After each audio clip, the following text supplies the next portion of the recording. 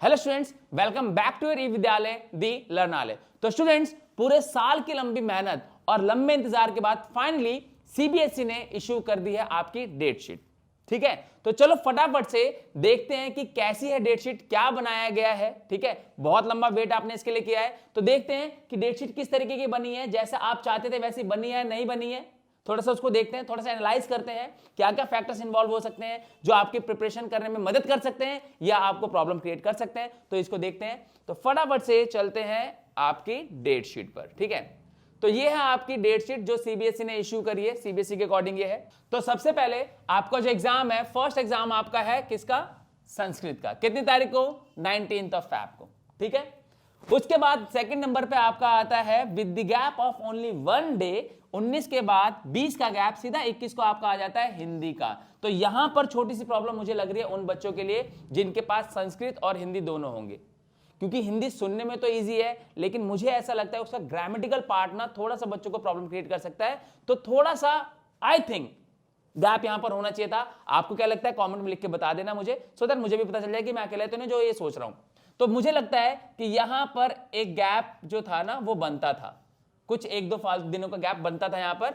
उसके बाद नेक्स्ट आता है हमारा 26 तारीख को, और वो है हमारा इंग्लिश। यहां पर I would say sufficient gap है हमारे पास। कितना? 21 तारीख को पेपर खत्म हो जाता है, तो 22, 23, 24 और 25 4 दिन का गैप है आपके पास, which is more than sufficient, जिसमें आप अपनी प्रिपरेशन कर सकते हो। तो आपके पास 4 डेज हैं। 4 दिन में आई थिंक अच्छी खासी तैयारी हो सकती है, पूरा का पूरा सिलेबस रिपीट भी कर सकते हो, रिवाइज भी कर सकते हो। तो ये अच्छा टाइम है, आई वुड से ये अच्छा टाइम है। अगला नेक्स्ट हमारा 26 के बाद बात आती है किसकी? 2 तारीख को हमारा एग्जाम पड़ता है किसका? साइंस का एग्जाम है हमारा 2 मार्च को। तो ये है आपका लीप ईयर, 2024 में है ना, तो लीप ईयर है आपका। तो लीप ईयर में होंगे आपके 29 फरवरी तक, यानी कि 4 दिन, 1 दिन एक्स्ट्रा बढ़ जाएगा आपका।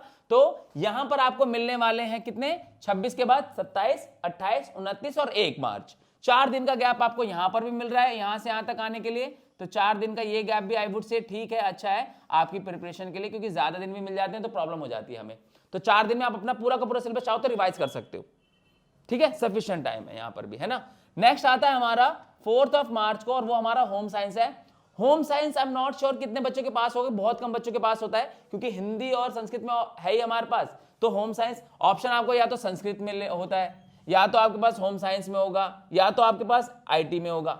ये 3 आपके एडिशनल होते हैं, है ना। तो इनमें से कोई एक आपके पास होगा। जिसके पास संस्कृत है उसके लिए मुझे लग रहा है थोड़ा सा प्रॉब्लम है, क्योंकि उसको संस्कृत और हिंदी दोनों को देखना पड़ेगा 1 दिन के गैप में। यहां पर थोड़ी सी प्रॉब्लम मुझे लग रही है, तो उसमें भी कोई दिक्कत नहीं है। वो आप संस्कृत और हिंदी को पहले से प्रिपेयर कर सकते हो, क्योंकि जो पहला एग्जाम है उसके लिए आपको सफिशिएंट टाइम होता है ना। तो आप दोनों को पहले एक साथ मैनेज करके चल सकते। ठीक है, फिर इसके होम साइंस के बाद आपका आ जाता है अगला 7 मार्च को, और 7 मार्च को आपका एग्जाम आ जाता है सोशल साइंस का। अगर मैं ये मान के चल रहा हूं कि जिसके पास होम साइंस नहीं है उन बच्चों को मिलते हैं 4 तारीख, कितनी तारीख से? 2 तारीख से लेकर 7 तारीख तक का टाइम, यानी कि 3, 4, 5 और 6 4 दिन का। Again they have long 4 days, जिसमें वो अपनी तैयारी कर सकते हैं, और सफिशिएंट टाइम है मेरे हिसाब से इसके लिए भी सफिशिएंट। 4 दिन का गैप ना एक सब्जेक्ट में बहुत अच्छा है, दिस आई बिलीव, है ना। तो अब नेक्स्ट आता है हमारा दी वन एंड ओनली मैथ्स, है ना। अब मैथ्स में इन्होंने कितने दिन दिया आपको बच्चों? मैथ्स में आपको दिए 8, 9 एंड 10 मार्च, यानी 3 दिन का गैप आपको मिल जाता है मैथ्स में। यहां पर मैं कहूंगा कि हमारे साथ, हम मैथ्स वालों के साथ थोड़ा सा इनजस्टिस हुआ है। ठीक है, क्योंकि यार इसमें 4 दिया आपने, इसमें 4 दिए, इसमें 4 दिए, इसमें 3 क्यों दिए?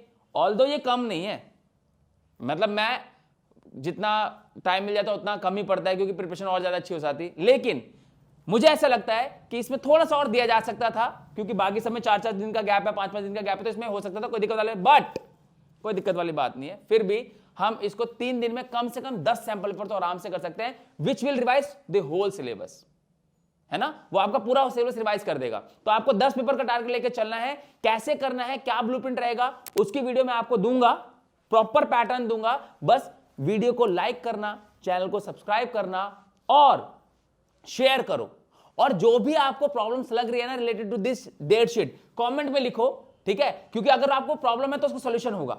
वो सोल्यूशन मैं आपको वीडियो के थ्रू भेज दूंगा। अभी आने वाली वीडियोस में मैं आपको प्रॉपर बताऊंगा, प्रॉपर पैटर्न, प्रॉपर ब्लूप्रिंट दूंगा कि किस तरीके से आप प्रिपरेशन कर सकते हो। एक प्रॉपर शेड्यूल दूंगा आपको, जिससे आपको पता चलेगा कि अच्छा इस तरीके से हम कर सकते हैं। आपको पता है करना है, लेकिन कैसे करना है वहां पे थोड़ी सी प्रॉब्लम आ जाती है। तो उसके लिए I will make out video, मैं आपको वीडियो दूंगा जिसमें प्रॉपर ब्लूप्रिंट के साथ आपको वो चीजें मिल जाएंगी, तो उसकी टेंशन लेने की जरूरत नहीं है ना। तो यहां पर आपको मिलता है 3 दिन का गैप। अगला आ जाता है आपका आईटी, इंफॉर्मेशन टेक्नोलॉजी। तो ये कुछ स्कूल्स में है, कुछ में नहीं है, बहुत कम ही स्कूल्स में है, ठीक है। तो इसका आपका है 13 मार्च को। तो द गुड न्यूज इज कि वैसे हर साल क्या होता था कि एग्जाम्स के बीच में होली पड़ जाती थी, इस बार होली नहीं है। होली आपकी पड़ रही है लास्ट में जाके 25 तारीख के आसपास। तो you are free from this, at least इस पार्ट से आप फ्री हो, है ना। तो अच्छी डेट शीट है, मतलब मुझे लगा डिसेंट डेट शीट है। माइनर चेंज थोड़ा सा हो सकता था, लेकिन ठीक है, एक्सेप्टेबल है, कोई दिक्कत नहीं है। आपको क्या लगता है, डेट शीट अच्छी है, खराब है, या क्या चेंजेस आपको लगते हैं, right me in the comment section, ठीक है। ताकि सीबीएसई को अगर हमारे चैनल के थ्रू ये बातें पहुंचेगी, है ना, वायरल कर दोगे वीडियो को तो पहुंचेगी, तो अगली बार से जब डेट शीट बनेगी तो इन चीजों का ख्याल रखा जाएगा, है ना। तो ये है overall analysis of your date sheet. अब डेट शीट आ गई है, something very important I need to tell students, अब प्रिपरेशन का टाइम आ गया। Now you can not delay.